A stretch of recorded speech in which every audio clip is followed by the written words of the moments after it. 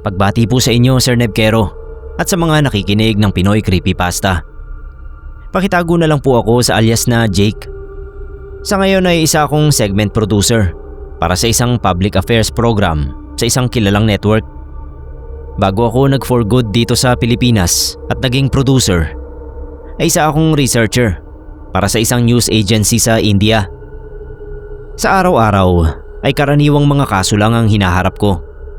Karaniwan means aksidente o patayan.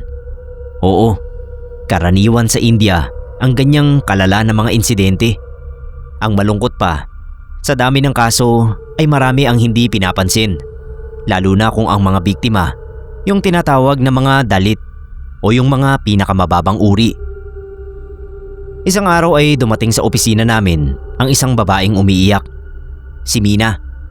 Humihingi siya ng tulong sa media dahil hindi raw pinapansin ng mga pulis ang kaso ng kapatid niyang nawawala. Isang halimbawa ang kapatid niyang si Arjun ng injustice sa India dahil sila ay mga dalit. May hinala raw siya na may kinalaman sa pakikipagrelasyon sa isang babaeng may asawa ang pagkawala ni Arjun. Sabi raw kasi ng mga kapitbahay ay nakita ng mga ito na sinakay sa kotse ng asawa ng babae si Arjun at mula noon ay nawala na siya.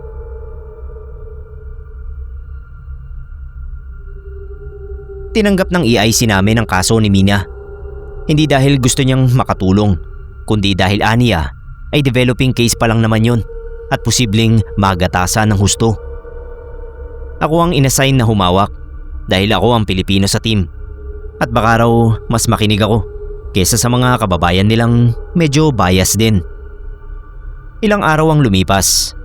Nag-iba yung kilos ng reporter namin na si Ramesh. Siya yung madalas nakausap ni Mina at nag-interview talaga sa mga kapitbahay. Sabi niya, napapadalas ang panaginip niya kay Arjun. Hanggang sa isang gabi na kauuwi lang niya, ay bumalik siya sa opisina ng nanginginig. Nagpakita raw sa kanya si Arjun. Duguan at paulit-ulit na sinasabing, ang daming ibon. Biglang napaupo si Ramesh sa sahig at napahawak sa ulo. Pagkatapos ay nagsalita siya sa ibang boses. Boses lalaki pero parang kinakapos ng paghinga. Ang sabi niya ay Jorbir Conservation Reserve. Pagkasabi noon ay bumalik siya sa ulirat. Pinagtagpi-tagpi namin ang mga sinabi niya na maraming ibon. Tapos ay yung reserve.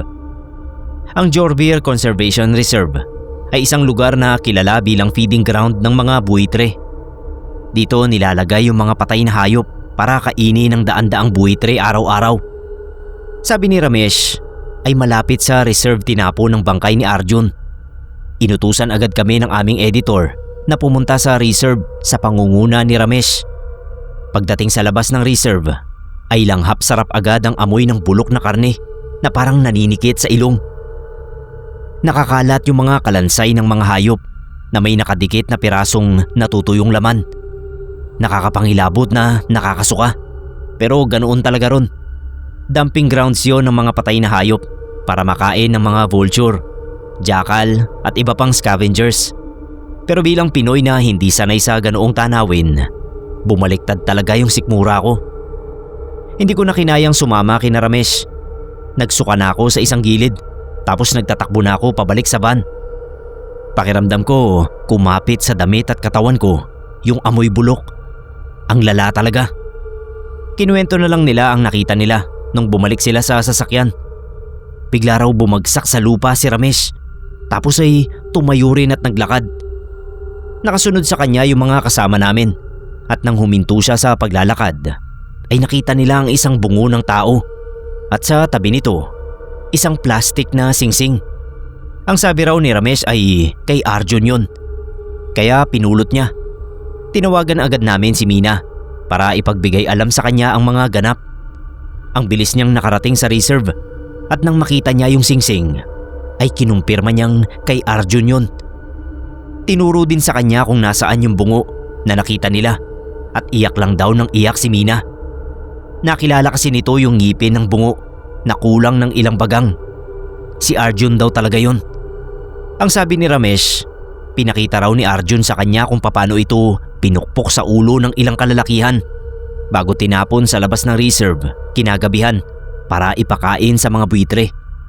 Nung i-describe ni Ramesh kay Mina ang itsura ng mga sospek ay napaiyak na lang ito at hindi na nagsampa ng formal na reklamo dahil mabigat daw ang kalaban. Bigla ay hindi na rin niya kami pinahintulutan na ilabas pa ang kaso ng kapatid niya. Galit na galit tuloy yung EIC namin kasi ginamit lang daw kami ni Mina. Si Ramesh naman, takang-taka kung bakit sa kanya nagpakita si Arjun at siya pa yung ginamit para ipaalam kung ano ang karumal-dumal na sinapit niya.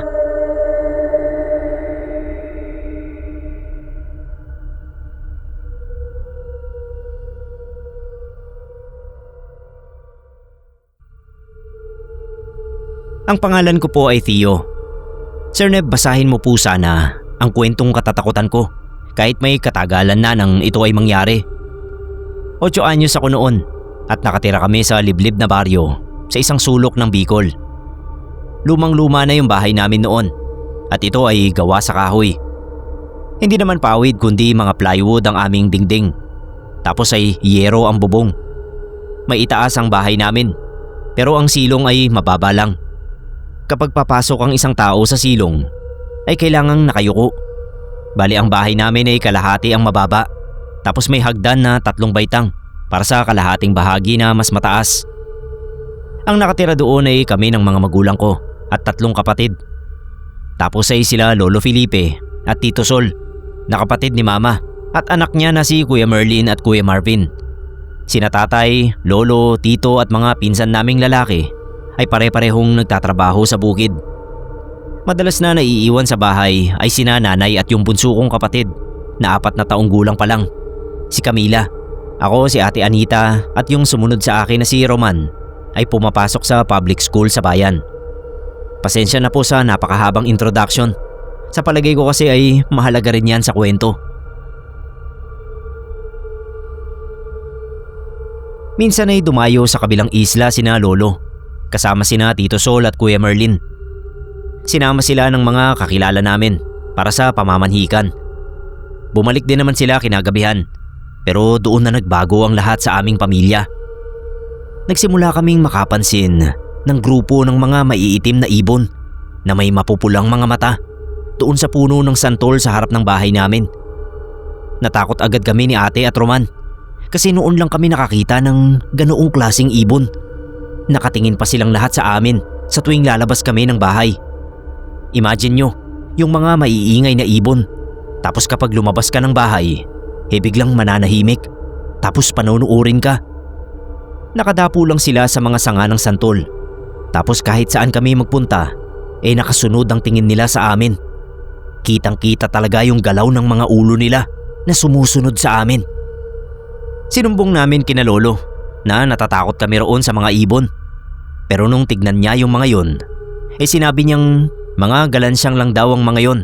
Kung tititigan daw naming mabuti, ay hindi talaga itim, kundi maberde ang kanilang mga balahibo. Makintab lang daw ang mga yon, kaya mukhang maitim. Ewan ba kay Lolo noon kung bakit hindi niya napapansin na parang minamatyagan talaga kami noong mga ibon. Maidagdag ko rin pala na noong mga bata pa kami, paborito naming maglaro ng saha ng saging. Ang gagawin namin ay kukuha kami ng matandang saha. Tapos ay sasakay kami roon at magpapahila kay ate sa bakuran namin.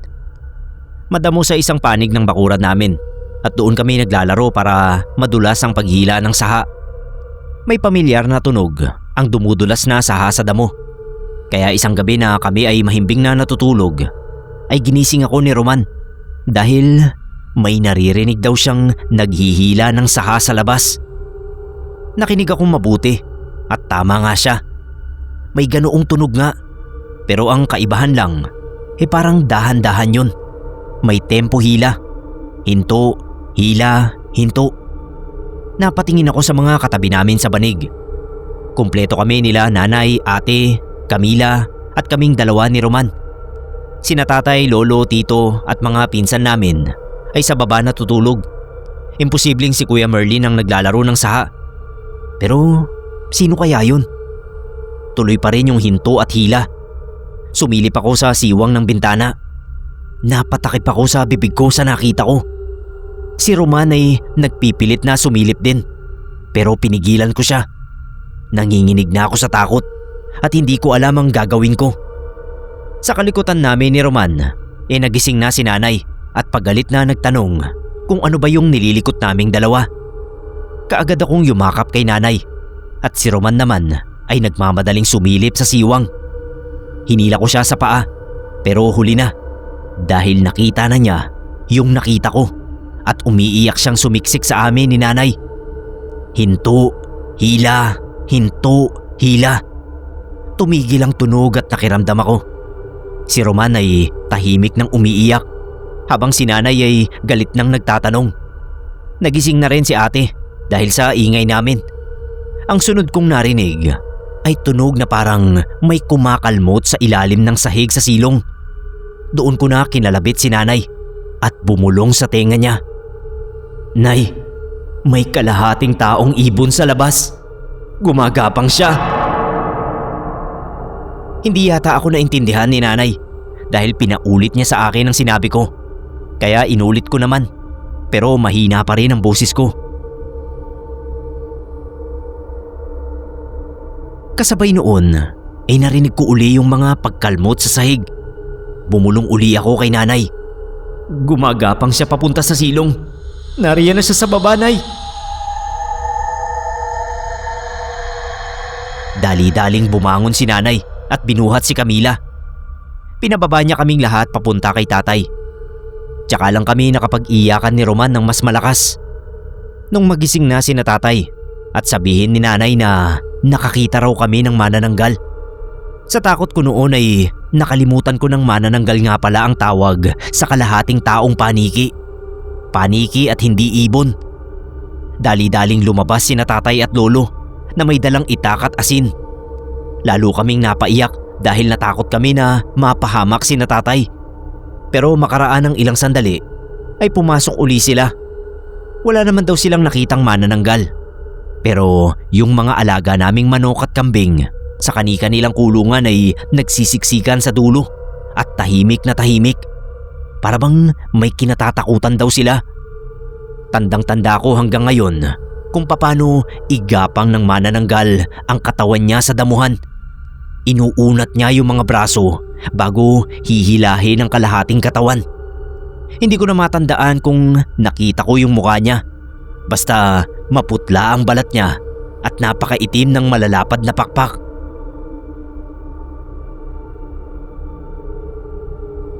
Kalat agad sa baryo kinaumagahan ang balitang sinalakay kami ng manananggal.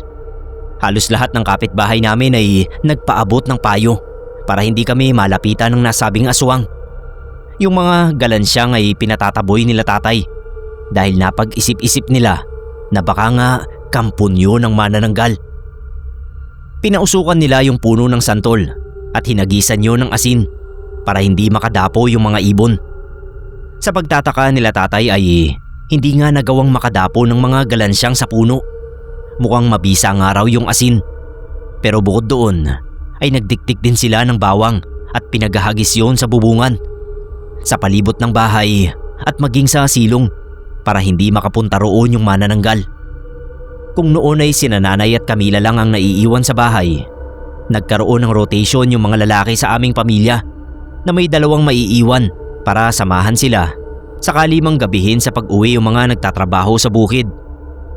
Katagalan ay humupa rin naman yung pangamba namin sa manananggal dahil hindi na yun nagbalik, gayon din yung mga galansyang.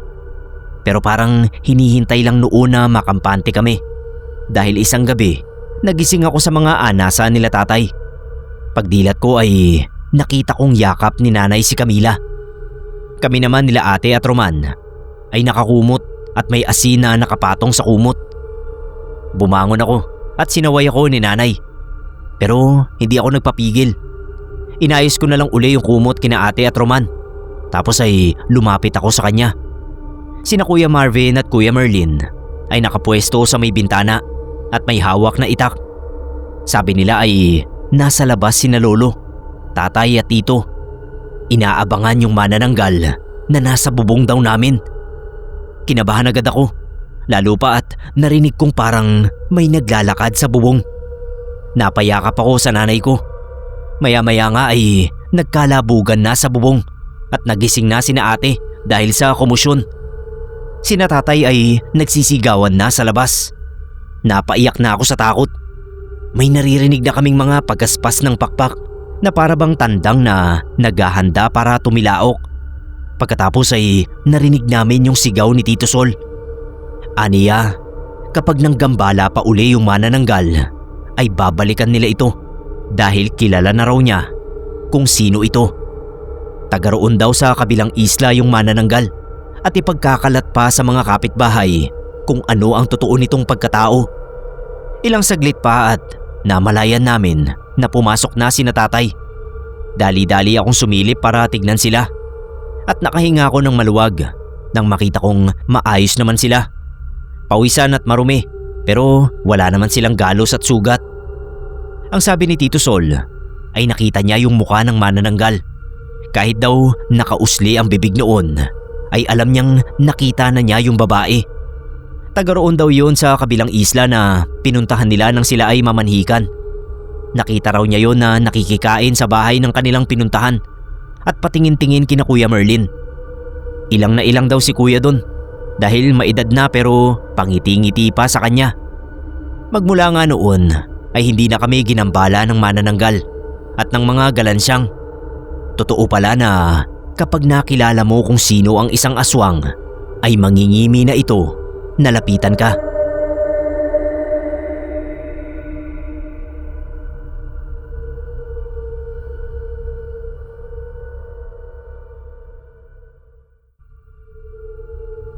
Wala na yung bahay kung saan naganap ang kwentong isishare ko sa inyo ngayon.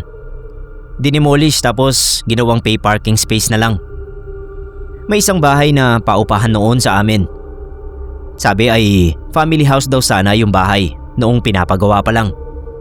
Titirhan sana noong mag-asawa kapag kinasal sila.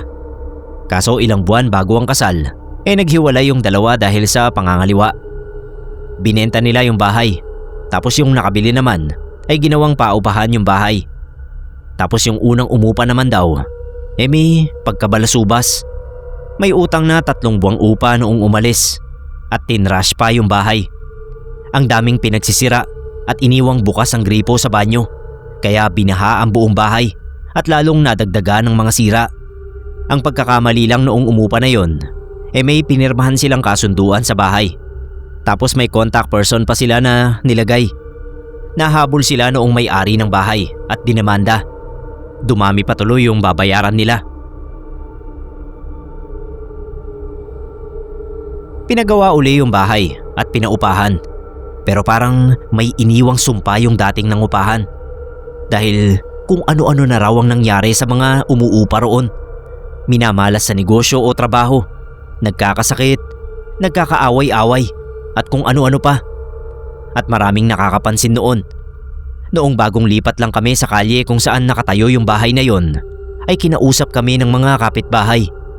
Buti na lang daw at hindi yung bahay na yon ang inupahan namin dahil malas yun. Doon na nga namin nalaman ang kasaysayan noon. Teenager na ako noon kaya sobrang invested ako sa mga kwento sa bahay na yon. Walang umuupa roon nang dumating kami. Ilang buwan pa ang nagdaan at wala pa ring umuupa. Siguro nababalitaan na nga na malas yun. Tapos isang beses na naglalaro kami ng basketball ng mga kapitbahay na naging barkada ko na rin, may nasagap kami na chismis. Dumating daw yung may-ari ng bahay at may kasamang mga foreigner. Akala namin ay bagong tenant yung mga foreigner. Pero nalaman namin na mga paranormal researchers daw ang mga yon.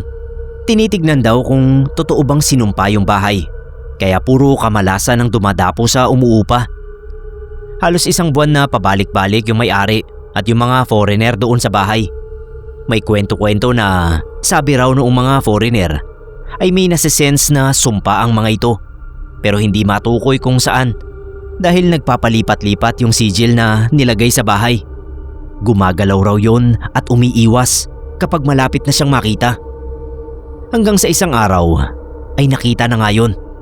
Isang drawing na gawa sa putik. Hugis letter T at naka lowercase pero hindi mukhang krus. ibon daw talaga yung drawing na yon at tagapagdala ng paghihirap at hindi pagkakaunawaan sa isang pamilya o magkakaibigan. Kaya noon nagagawang magpalipat-lipat ay dahil nakakalipad kagaya ng mga ibon. Nakita yon sa ilalim ng isang piraso ng kahoy sa second floor. Ewan kung paano nakita noong mga foreigner. Pero may involved daw talaga na pagtatakbuhan sa buong bahay habang may hawak silang gadget na parang infrared scanner. Tinungkab yung sahig at yung part na may drawing ng letter T na ibon ay nilagay sa isang itim na bag bago binilad sa araw habang may nakatutok na magnifying glass. Kailangan daw kasi ay araw ang mismong susunog doon. Nakita ko yung part ng pagsusunog na yon at wala naman akong napansin na kakaiba. Pagkatapos noon, kinabukasan ay parang may positibong aura na yung bahay. Parang mas maliwanag yon at inviting. Naniniwala yung matatanda sa amin na nawala na yung sumpa roon sa bahay. At parang totoo nga, makaraan kasi ang halos isang buwan ay may umupa na. Tumagal sila sa bahay at wala naman daw silang problema sa negosyo at pamilya. Nagtagal pa nga sila roon ng makailang taon bago sila umalis para mag-migrate sa US. Sabi ng ilang kapitbahay ay nakita raw nila minsan yung unang umupa roon sa bahay. Ilang linggo pagkatapos maalis yung sumpa, patingin-tingin daw roon sa bahay at nagmamasid. Pero mukhang wala namang ginawang masama o hindi na umubra ang masamang gawain dahil nilagyan na ng proteksyon noong mga foreigner. Medyo nakakatawa lang kasi sabi ng mga kapitbahay namin ay halos 10 taon na rin ang nakakaraan magmula nang umupa ang mga yon sa bahay. Tapos parang may grudge pa rin kahit sila naman talaga yung mali. Ang kapal ng mukha, no? Tinrush na yung bahay, nag-iwan ng utang at naglagay pa ng sumpa. May mga tao talagang walang kasiyahan tapos mandadamay pa ng iba.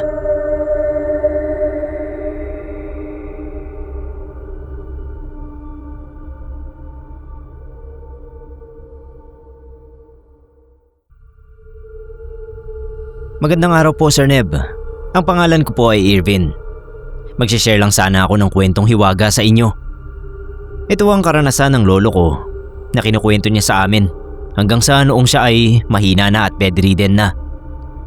Sa kwento ni Lolo Pancho, meron daw puting uwak na nag-aalaga sa kanya magmula nang mamatay ang best friend niyang si Romeo. Sobrang malapit sila ni Romeo, kaya kahit hindi na namin siya inabot, ay Lolo Myong ang gusto niyang itawag namin sa kanya. Siyempre pa ay sumunod kami. Sina mama nga ay Tito Myong ang tawag sa best friend na yon ni Lolo, kahit maging sila ay hindi na ito nakilala. Sabi ni Lolo Pancho, mga bata pa lang sila nang magkakilala ni Lolo Myong. Niligtas niya raw yon sa pagkalunod sa ilog dahil hindi marunong lumangoy. Magmula noon ay lagi nang nakabuntot sa kanya si Lolo Myong. At sabi ay utang daw nito ang buhay sa kanya. Sa simula raw ay naiilang siya, pero kalaunan ay tinanggap na lang niya na meron na siyang anino na laging nakasunod sa kanya. Mabait, maaasahan, palabiro at mabuting kaibigan si Lolo Myong para kay Lolo Pancho.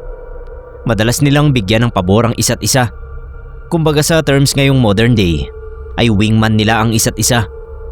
Nagkakaroon sila ng mga nobya dahil sa mga tula ni Lolo Myong na ginagawang kanta ni Lolo Pancho tapos ipanghaharana nila. Fast forward, nalunod si Lolo Myong sa isang bakasyon ng pamilya nila sa Aklan. Hindi kasama roon si Lolo Pancho dahil hindi siya pinayagang mag-day off ng amo niya sa tindahan ng mga palaman sa Bulacan. Sa isip ni Lolo Pancho, kung nakasama siya sa swimming ay hindi malulunod si Lolo Myong. Dinamdam niya yung kamatayan ng best friend niya nang may katagalan din. Pasalamat daw siya kay Lola Dita na naging sandalan niya sa panahon ng kalungkutan. Katagalan ay nagpakasal sila ni Lola Dita at nagbuntis si Lola sa una nilang anak. Nung manganak si Lola ay nasa trabaho si Lolo. May tumawag lang sa kanya sa opisina para sabihin na sinugod na nga sa ospital si Lola. Nagmamadali siyang nagpaalam sa trabaho pero hindi siya agad nakaalis dahil may isang puting uwak daw na nakadapo sa upuan ng kanyang motorsiklo. Natulala daw si Lolo dahil noon lang siya nakakita ng puting uwak Kinilabutan nga raw siya at naisip na engkanto yun. Puti yung kabuuan pero mamula-mula ang mata, tuka at mga paa. Pinaalis daw niya yon sa motorsiklo pero nakatingin lang daw sa kanya. Ayaw daw niyang hampasin ang kanyang jacket dahil baka engkanto nga at kagatin siya. Pero bilang nagmamadali nga ay nakiusap daw siya sa ibon na umalis na ito. Inabot pa raw ng halos kalahating minuto bago yun lumipad palayo. Nagmamadali na si Lolo na sumakay sa motorsiklo at humarurot patungo sa ospital. Pero ilang kanto pa lang mula sa opisina nila ay napahinto siya dahil sa traffic. May nagkarambolang mga kotse at kitang-kita ni Lolo ang buong pangyayari. Napaantanda siya dahil kung napaaga ang biyahe niya ay tsak na kasali siya sa karambola. Doon niya naalala yung puting uwak na nakadapo sa motorsiklo niya. Pakiramdam niya raw talagang pinigilan siya noon para hindi siya madamay sa karambola. Pagdating ni Lolo sa ospital kalalabas pa lang ng panganay nila ni Lola. Babae ang anak nila at sabi ni Lola ay siya ang magpangalan sa bata. Dahil sa puting uwak ay pinangalanan niyang Blanquita ang baby. Si tita yon, Chiki ang palayaw niya. Kinuwento ni Lolo kay Lola Dita yung ukol sa puting uwak at kahit siya ay naniniwala na magandang pangitain ng uwak na yon at tagapagligtas ng lolo. Lalo pa nga at sa paniniwala ng marami ay tagapagdala ng kamalasan ang itim na uwak. Kaya pinagpalagay nila na kung puti ang uwak tagapagdala ng swerte. Sinwerte nga kasing makaligtas si Lolo sa aksidente. Ang hindi nila alam ay umpisa pa lang ang pagpapakitang yon ng puting uwak kay Lolo na sa darating na panahon ay ililigtas siya noon sa iba pang kapahamakan at disgrasya. Ang sumunod na pagpapakita ng puting uwak kay Lolo ay minsang ginabi siya sa paglalakad dahil pauwi siya galing sa inuman ng mga kumpare. Malapit na siya sa tulay nang bigla siyang makakita ng anino ng lumilipad na ibon sa lupa. Pagtingala niya, naroon na naman yung puting uwak. Paikot-ikot sa ibabaw niya. Nagulat siya dahil naalala nga niya yung unang pagkakataon na niligtas siya nito. Nung mga panahon na yon ay 5 taon na si Tita Chiki at 2 taong gulang naman ang kambal na sina Tita Monet at Tito Romy na pinangalan kay Lolo Myong. Sa kalasingan ay binati pa raw ni Lolo Pancho yung puting uwak pero hindi siya nito nilingon o ano. Sa halip ay bigla itong lumipad ng pasugod sa kanya. Sa gulat ni Lolo ay napahiga siya sa gilid ng kalsada at nagpagulong-gulong sa damuhan dahil pababa yun. Nahilo siya, dala na rin ng alak kaya natulala na lang siya habang nakahiga sa damuhan.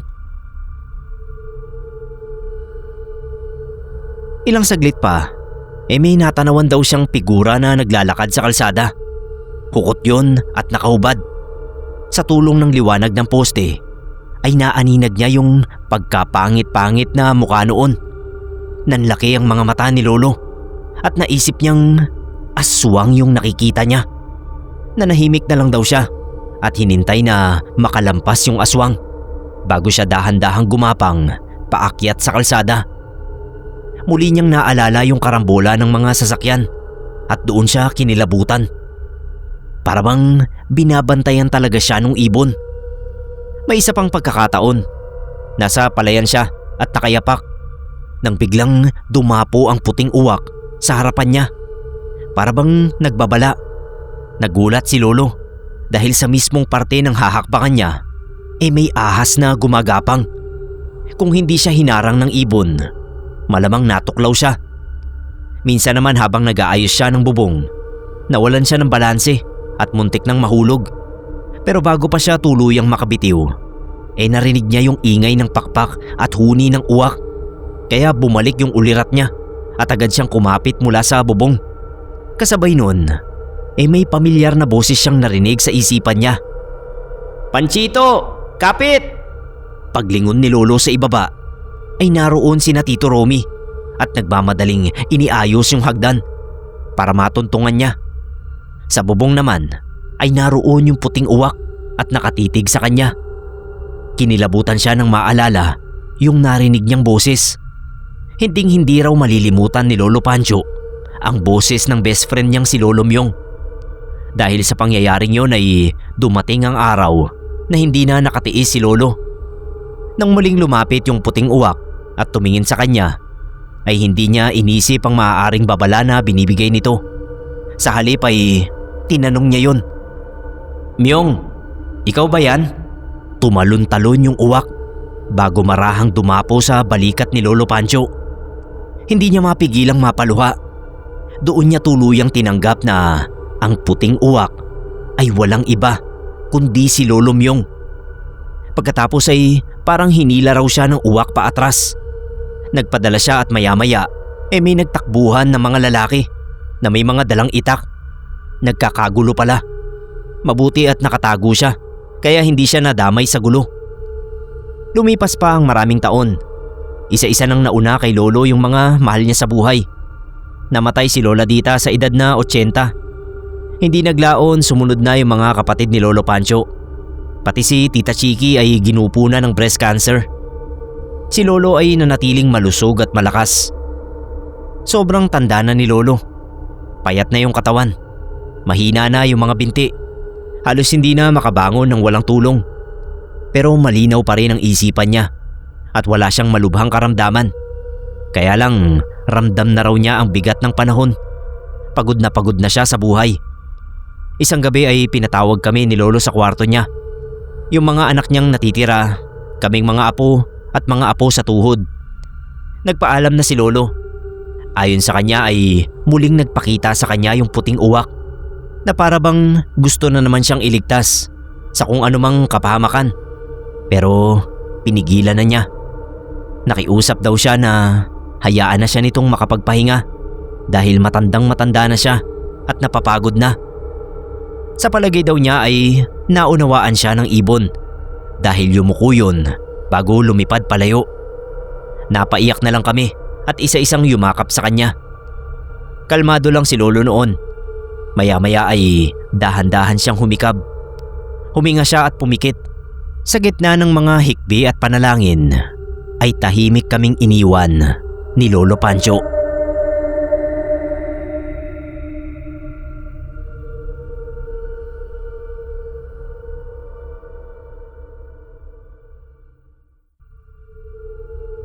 Magandang umaga po.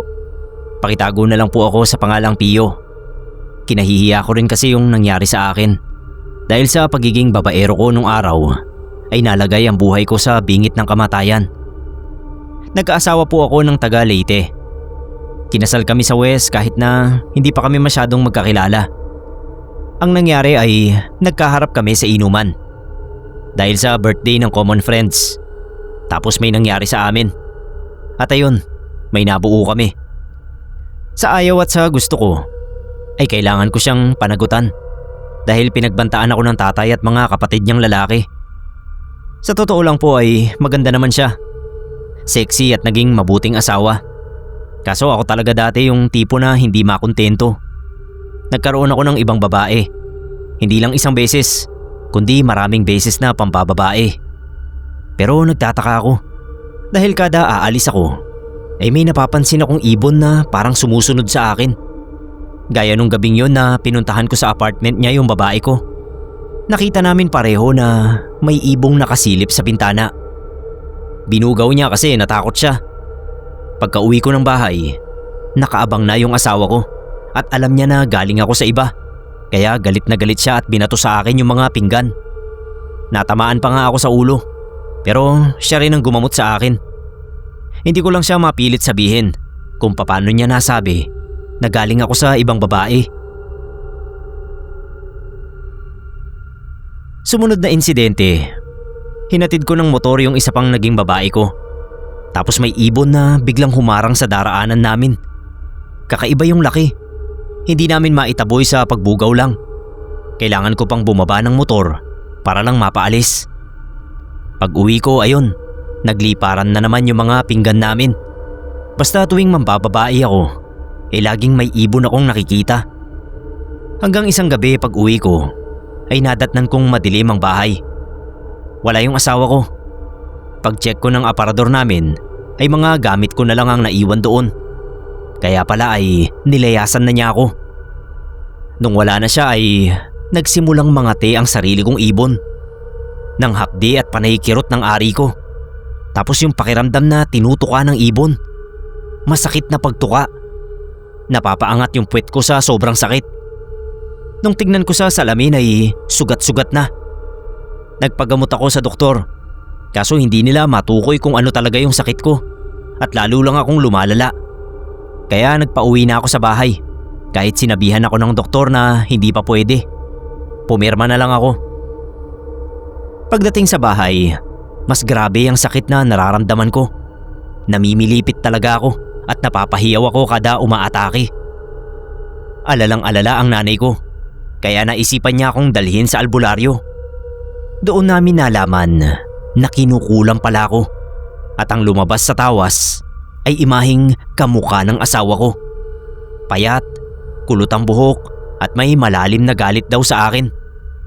Sinubukan kong puntahan ang asawa ko sa Leyte pero hindi niya ako hinarap. Hihingi sana ako ng tawad. Kaso ang tanging nakita ko ay isang kakaibang ibon na nakasilip sa bintana. Kinilabutan ako. Naisip ko yung asawa ko yata ang ibon na palaging nakasunod sa akin.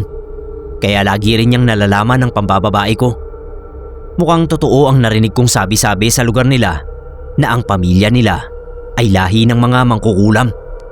Pero palaisipan sa akin kung paano naman siya magiging ibon. Ang alam ko lang na nakakapagpalit ng anyo ang mga aswang. Nung sabihin ko yon sa albularyo, sa tingin daw niya ay hindi aswang ang asawa ko, kundi isang mangkukulam na may alagang ibon. At ang ibon na yon ang inuutusan na magbantay sa akin. Kaya siguro alam niya lahat ng pinaggagawa ko. Hindi pa ako agad gumaling. Halos malusaw ang ari ko sa sobrang pagpapahirap na ginawa sa akin ng asawa ko. Yung ari ko lang ang may diferensya sa akin, pero ininda ng buong katawan ko. Nanlupaypay talaga ako at dumating na sa punto na gusto ko na lang magpakamatay. Pero pinagtiyagaan akong gamutin ng albularyo. Gumamit siya ng salamangka para maipahatid sa mangkukulam kong asawa ang pagbabanta niya kapag hindi pa ako nilubayan. Awa naman ng Diyos ay umigi rin ang lagay ko matapos ang mahigit 1 taon kong pakikipaglaban sa kulam. Kahit ganoon ang nangyari ay pinuntahan ko pa rin ang asawa ko at humingi ng tawad kasi alam kong kasalanan ko rin. Pero kahit lumuhod na ako sa harap ng bahay nila ay hindi pa rin niya ako hinarap. Maski yung ibon hindi ko na nakita. Sabi ng mga biyenan ko, magpasalamat na lang daw ako at nakaligtas ako. Hayaan ko na lang daw ang asawa ko at wag ko nang guluhin pa. Mula nga noon ay tuluyan na kaming naghiwalay.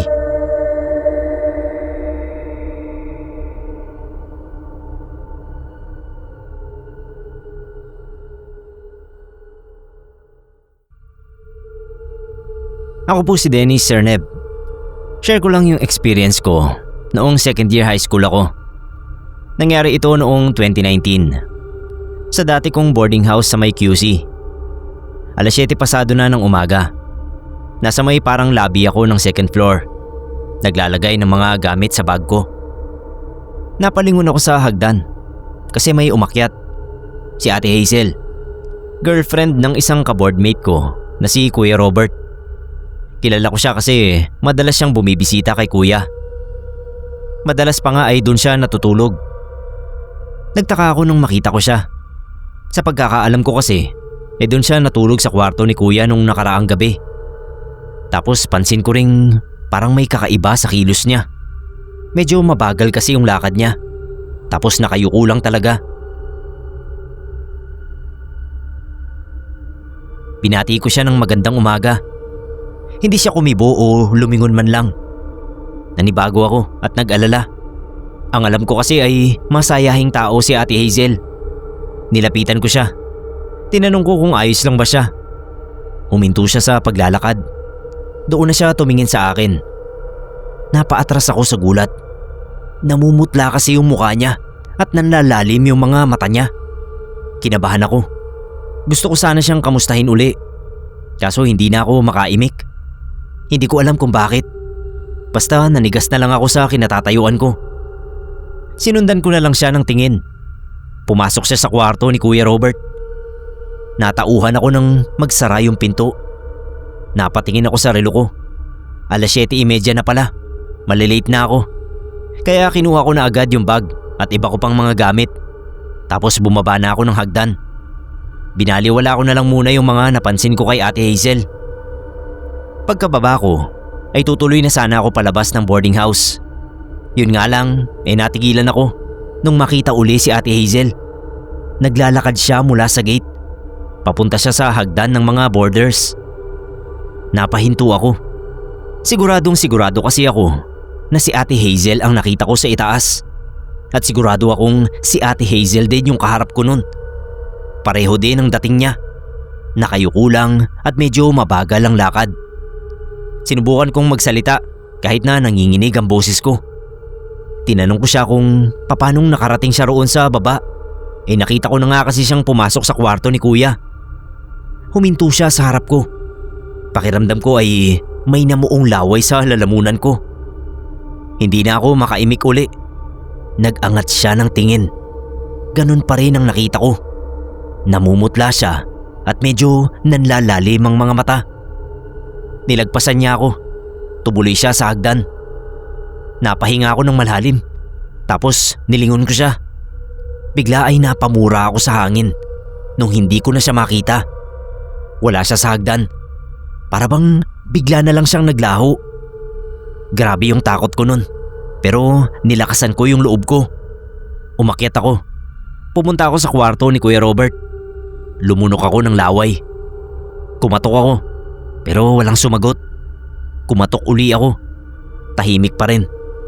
Ang lamig na ng pawis ko. Nung hindi talaga ako pinagbuksan ni Kuya Robert, ay pinihit ko na yung doorknob. Bumukas naman yung pinto. Pero halos himatayin ako sa nakita ko sa loob. Si Ate Hazel. Nasa kama at duguan. May nakabaon na kutsilyo sa liig. Si Kuya Robert naman, nakabigti sa may bintana. Napasigaw ako sa nakita ko. Dumating naman agad yung landlord namin. Siya na yung nagtawag ng mga pulis. Nalaman sa investigasyon na pinatay ni Kuya Robert ang sariling girlfriend bago siya nagbigti. Kung bakit sila humantong sa ganoon ay hindi ko na inalam. Ayokong madamay sa kaso. Lumipat din ako agad ng boarding house. Baka kasi bigla na lang silang magpakita sa akin.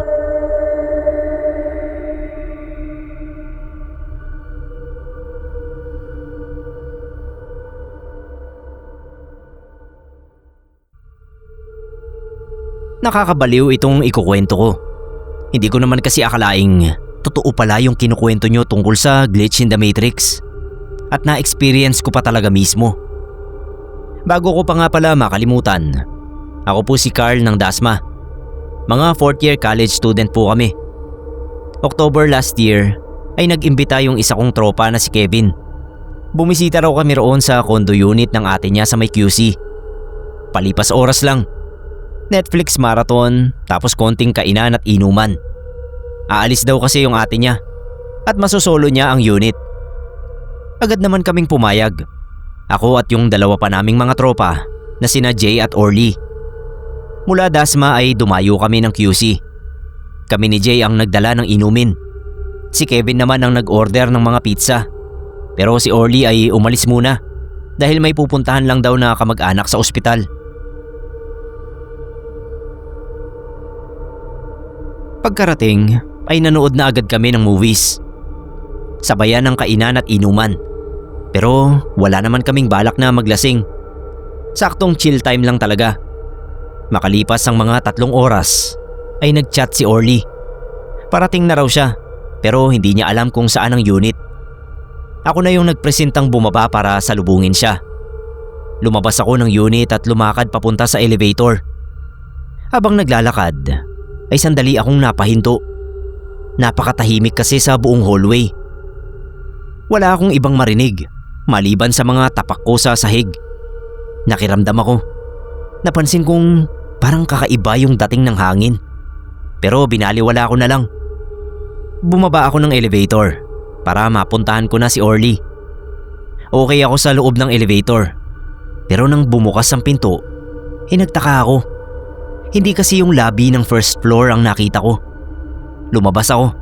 Tinignan ko yung sign sa gilid ng elevator. Nasa ikawalong palapag pa rin ako. Yun ang floor kung saan ang unit nila Kevin. Bumalik ako sa loob ng elevator. Pinindot ko yung ground floor. Pagbukas ay ganoon pa rin ang nakita ko. Pero sigurado naman ako na naramdaman kong bumaba yung elevator. Napakatindi na ng kaba ko nun. Hindi ko alam kung anong nangyayari. Lumabas ako uli. Bala ko sana na lumakad pabalik sa unit nila Kevin. Magtatanong ako kung may problema ba yung elevator. Lumakad nga ako sa direksyon ng unit. Yun nga lang ay hindi ko na naman marating ang unit. Medyo naguguluhan din akong ipaliwanag. Pero maglilimang minuto na akong naglalakad nun ay hindi ko marating ang unit nila Kevin. Napaka-imposible nun. Kasi hindi naman ganoon kalapad ang condo building na yon. Huminto ako sa paglalakad. Tumingin-tingin sa paligid. Tahimik pa rin at walang katao-tao. Kinikilabutan na talaga ako. Pero hindi ako pwedeng magpadaig sa takot. Kaya naman nagsimula akong lumakad pabalik sa elevator. Napakamot ako sa batok. Narating ko kasi yung elevator kaagad. Nakakapagtaka. Kasi nga 5 minutong lakad palayo na dapat ako noon. Nung bumalik ako, mga ilang segundo lang. Doon ko napagpasyahang wag na mag-elevator. Kahit malayo pa yung bababaan ko ay pinili kong maghagdan. Dire-diretso akong bumaba hanggang sa marating ko na yung lobby. Nakita ko naman agad si Orly. Napipikon na yung loko. Bakit daw ba ang tagal ko? Agad siyang lumakad papunta sa elevator. Hindi man lang niya ako hinintay na makasagot. Nabahala ako. Ayoko kasi sanang mag-elevator uli. Kaso wala naman akong pwedeng idahilan sa kanya. Sumunod na lang ako. Siya yung pumindot ng floor. Sa awa ng Diyos ay nakarating naman kami sa unit nila Kevin. Hindi naman kami nagmukhang pinaglaruan ng kung ano. Mula rin noon ay hindi ko na uli naranasan ng ganoon. Yun nga lang ay nananatili akong listo kung sakali.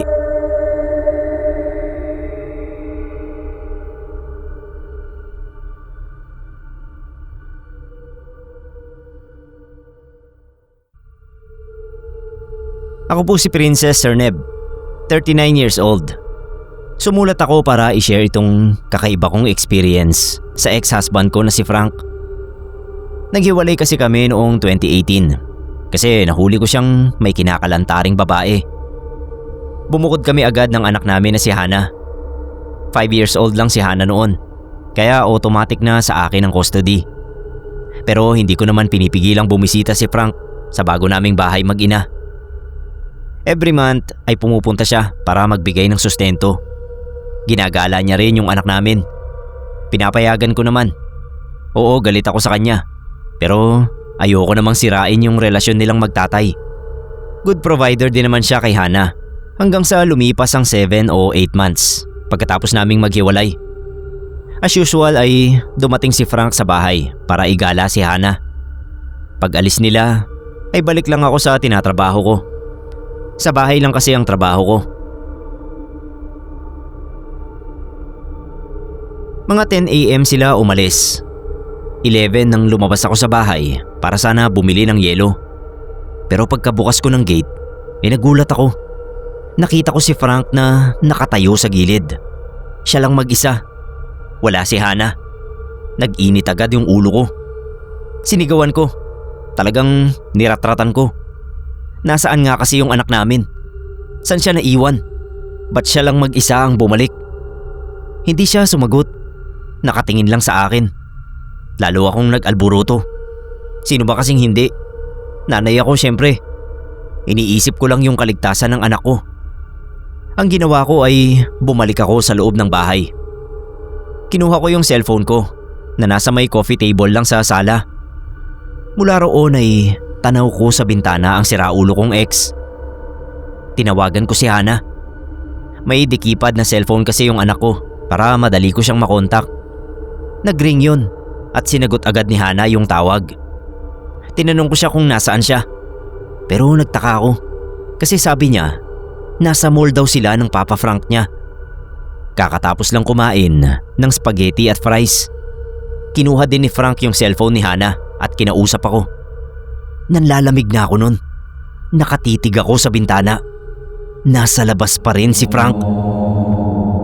Nakatayo sa gilid ng bukas na gate. Siya talaga yun. Itsura, tindig at pati yung damit niya nang sunduin si Hana. Pinilit kong magsalita.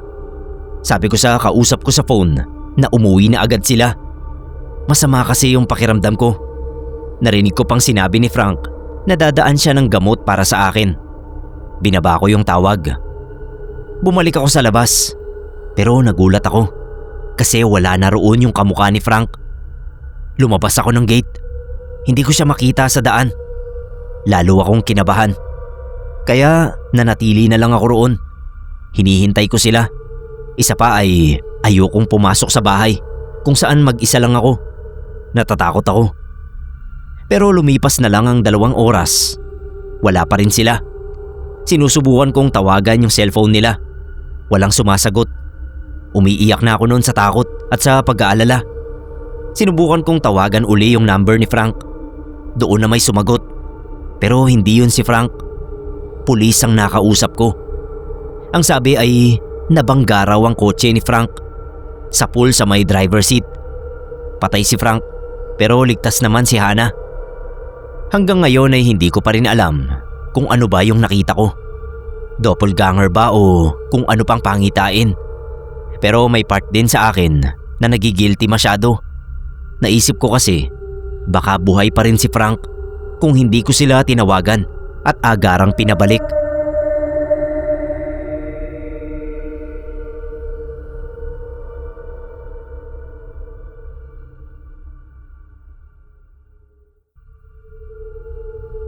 Hi po, bossing. Vincent po. Kwento ko lang yung naranasan ko sa probinsya nila Lola. 2015 po ito nangyari. 21 pa lang ako nun. Kakagraduate ko pa lang ng college. Bilang laking Maynila, ay hindi ako naniniwala sa mga kwentong kababalaghan. Lalo na po yung tungkol sa mga aswang. Ang hirap naman kasing paniwalaan na may mga ganoong nilalang pa. Ang resulta, ayun. Talagang nawindang ako nang masaksihan ko kung paano kumilos ang mga ganoong halimaw. Namatay ang lola ko noon. Kaya mula Maynila ay napabiyahe kami papuntang Sorsogon. Kasama ko yung tatay ko na si Papa Eddie. Nakarating kami agad kinabukasan pagkamatay ni Lola. Linggo kasi nun, wala akong pasok.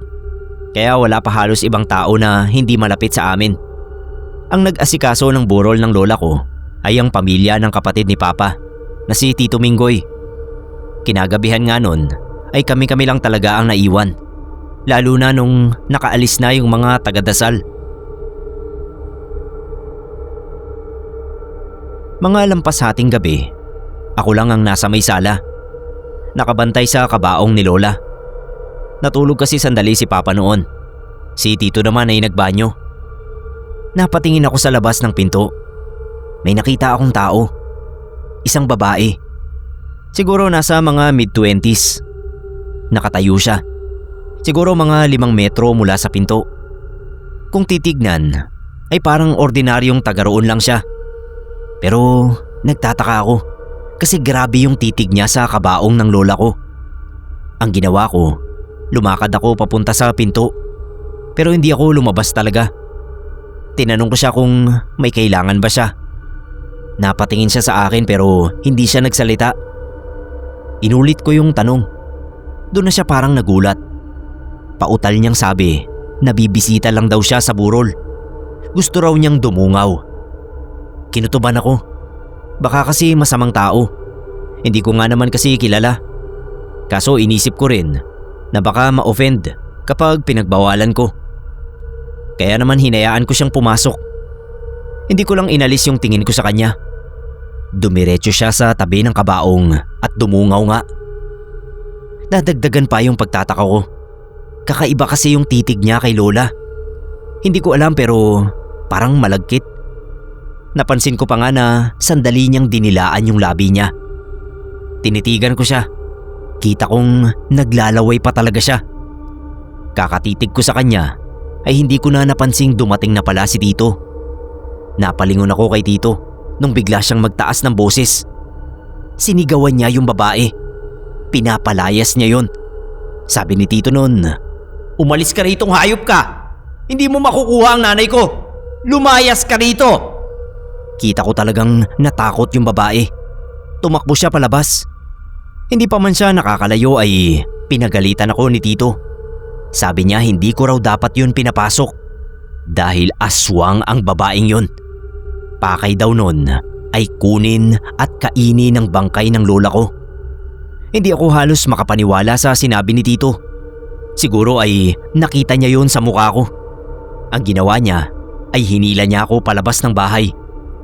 Kinabahan ako kasi baka anong gawin niya sa akin. Pagkalabas ay tinuro niya yung tumatakbong babae. Tumingin naman ako ron at gulat na gulat ako nang bigla na lang naging itim na baboy ramo yung tumatakbong babae. Basta nung una ay babae siya. Tapos sa isang iglap, wala na siya roon at bigla na lang may baboy ramo na tumatakbo palayo. Simula noon hindi na ako kumukontra kapag may sinasabi sila tungkol sa aswang. Sinusunod ko na lang. Kita ko na kasing totoo pala talaga sila. Ang totoo nga po ay habang nakaburol si Lola, ilang ulit ko pang nakita yung babae na nakatingin sa malayo. Sa kabutihang palad naman ay hindi niya nakuha ang bangkay ng lola ko.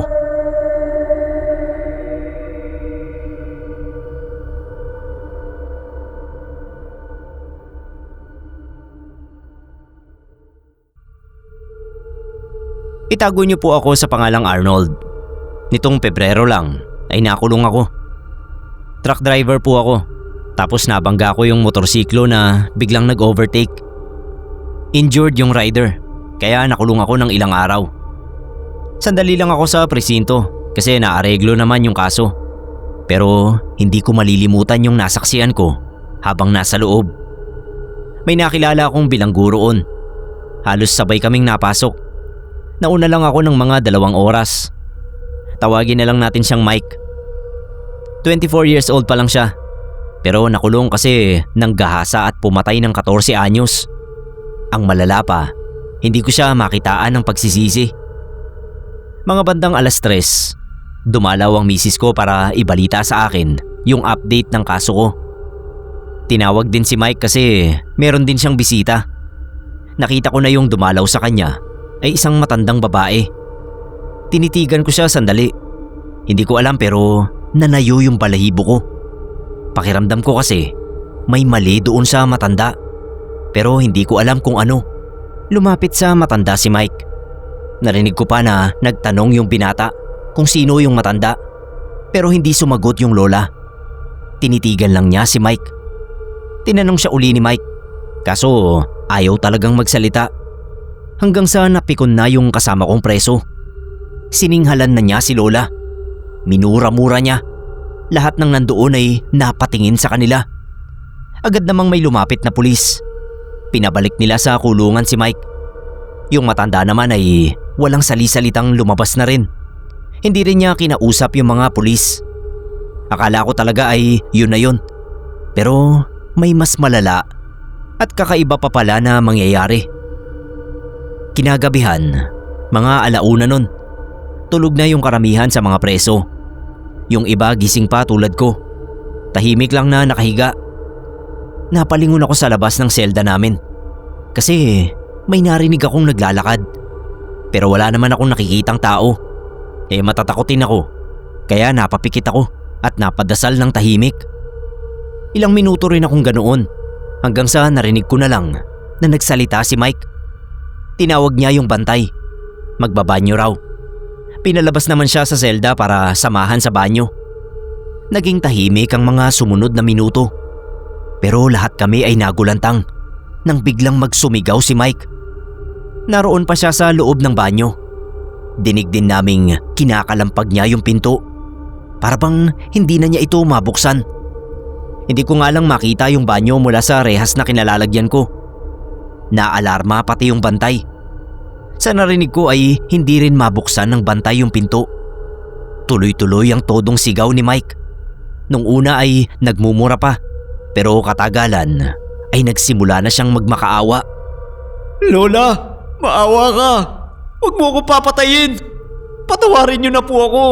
Pinagsisisihan ko na yung ginawa ko sa apo niyo. May dumating na ibang pulis. Hindi pa rin talaga nila mabuksan ang pinto. Lumipas pa ang mga minuto. Kabadong-kabado na kami. Hanggang sa unti-unti nang nanghihina yung mga sigaw ni Mike. Hindi nga nagtagal ay tuluyan na itong nahinto. Sunod ay nakita na lang namin na binubuhat na ng mga pulis yung katawan ng binatang preso. At hindi ako pwedeng magkamali sa napansin ko. Malinaw na may bakas ng kamay sa leeg niya. Nangungulay ube kasi yung marka na yon. Hindi lang ako ang nakapansin. Marami kami. Kaya alam naming may kung sino o ano na sumakal kay Mike sa loob ng banyo. Kinaumagahan ay napalitaan naming patay na nga si Mike. Hindi sinasabi ng mga pulis kung bakit. Pero alam namin ng iilang mga kasama ko sa loob nun kung ano ang nangyari. Sabihin na lang nating siningil lang siya ng hustisya.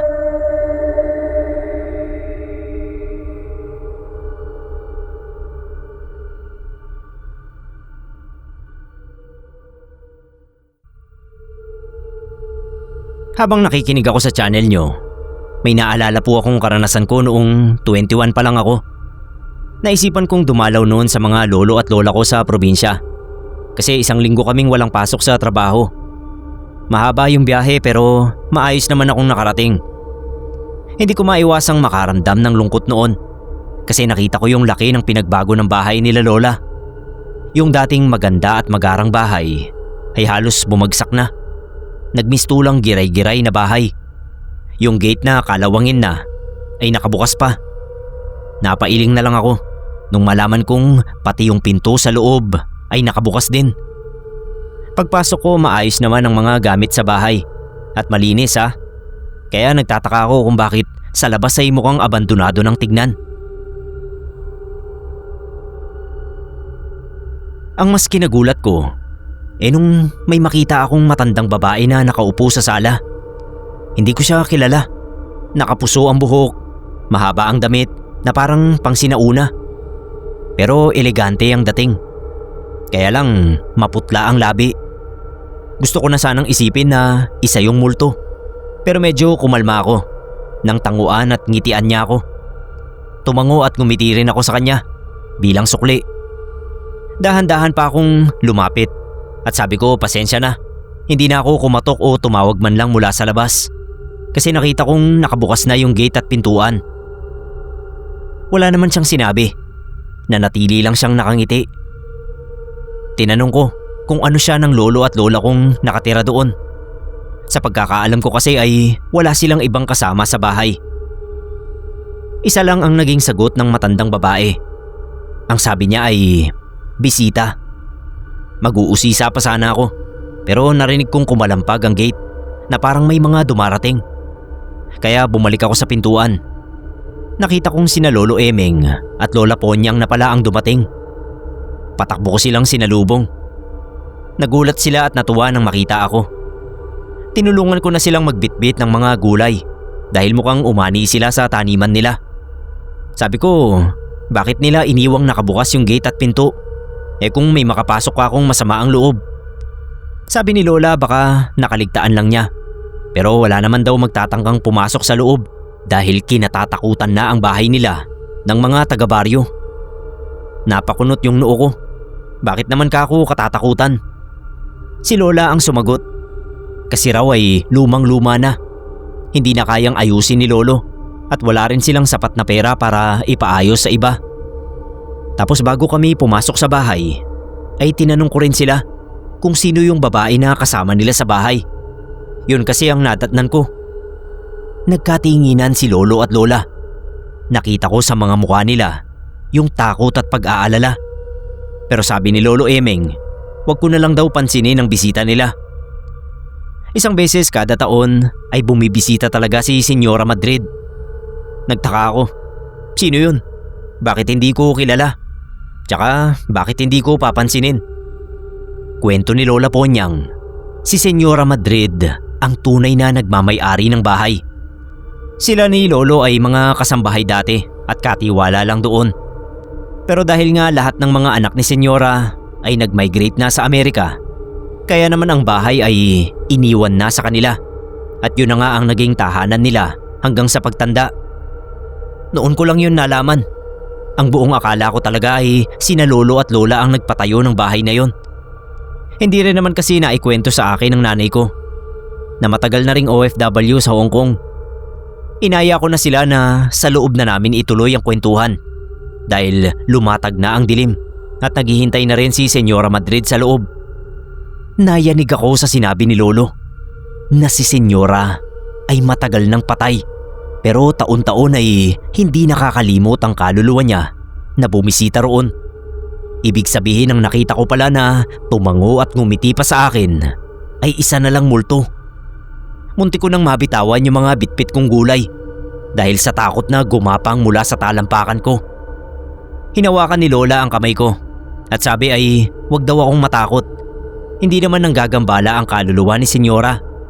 Nananatili lang siyang nakaupo sa paborito niyang upuan hanggang sa matapos ang pagbisita niya.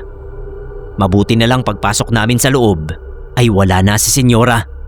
Nakaalis na ang multong bisita.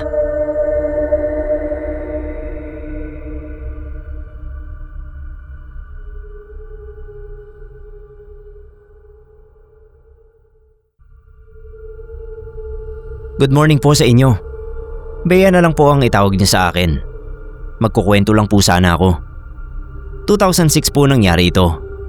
Naratay si Lolo Terio ko dahil sa halo-halong sakit.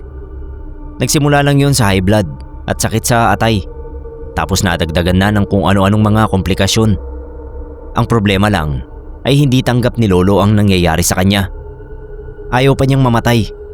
Gusto pa raw sana niyang humingi ng tawad sa mga taong nasaktan niya.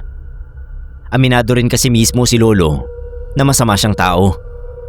Mula noong kabataan pa niya ay marami na siyang naagrabyado at mga nasaktan. Basta gulero daw kasi siya at mabisyong tao. Kaya nga kami na lang talaga ng Mama Daisy ko ang nag-aalaga sa kanya. Si Papa na nasa barko naman ang sumusuporta sa amin financially. Isang hapon umalis si Mama Daisy para mamalengke. Kami lang ni Lolo Terio ang naiwan sa bahay. Si Lolo ay natutulog sa kwarto niya. Ako ay nanonood ng TV sa sala. Doon biglang may kumatok. Sumilip ako sa bintana. Nakita ko ang isang lalaki. Siguro mga 40 o 45 years old. Mistiso. Naka-long sleeve na puting polo at itim na slacks. Formal na formal kung titignan. Napalingon siya sa sinisilipan kong bintana. Ngumiti sa akin. Tinanong niya kung doon ba raw nakatira ang hinahanap niyang tao. Binanggit niya yung buong pangalan ng lolo ko. Tumango naman ako. Doon ako tumayo mula sa sofa at pinagbuksan ko siya. Nung kaharap ko na siya, bigla akong kinutuban ng kakaiba. Tinanong ko siya kung anong kailangan niya kay lolo. Sabi naman niya, gusto niya lang bisitahin ng lolo ko kahit sandali lang. Sa isip ko ay gusto ko siyang tanggihan. Hindi ko kasi siya kilala. Pero nagtaka ako. Kasi bigla na lang akong nagsalita at pinapasok ko siya. Nagsalita ako pero hindi ko kagustuhan yun. Gumilid din ng kusa yung katawan ko para padaanin siya. Tumingin siya sa akin. Nginitian niya ako at nagpasalamat. Lumakad siya diretso sa kwarto ng lolo ko. Kahit hindi ko pa tinuturo yun sa kanya. Ilang segundo pa ay naikilos ko na ang isa kong paa. Kabado akong napatakbo papunta sa kwarto ni Lolo Terio. Iniwang bukas nung lalaki yung pinto. Pagtingin ko sa loob ay nakayuko yung lalaki. May binubulong siya kay Lolo. Tapos yung isang palad niya ay nasa dibdib ni Lolo. Narinig kong naghahabol ng hininga si Lolo. Nabahala ako ng todo. Papasok na sana ako para pagsabihan yung tao. Pero bigla na lang siyang humarap sa akin. Pagkatapos ay tuloy-tuloy siyang lumakad palabas ng pinto. Gusto ko sana siyang pigilan. Pero hindi na naman ako makakilos. Kahit anong pilit ko ay ayaw talagang makisama ng katawan ko. Nakagalaw lang ako nang marinig kong nagsara yung pinto sa sala. Taranta akong napatakbo papunta roon. Binuksan ko yung pinto. Nagtaka ako nung hindi ko na siya makita. Napakabilis niyang nawala. Binalikan ko na lang si Lolo. Naghihingalo na nga siya at todo habol pa ng hininga. Kinuha ko sa bulsa ko yung cellphone ko para tawagan si Mama. Pero bigla na lang hinawakan ni Lolo yung braso ko. Pinalapit pa niya ako. Tinapat ko naman yung tenga ko sa bibig niya. Sabi niya sa akin, Hindi! Ayoko pa! Ayoko pang mamatay! Ayokong sumama sa kanya!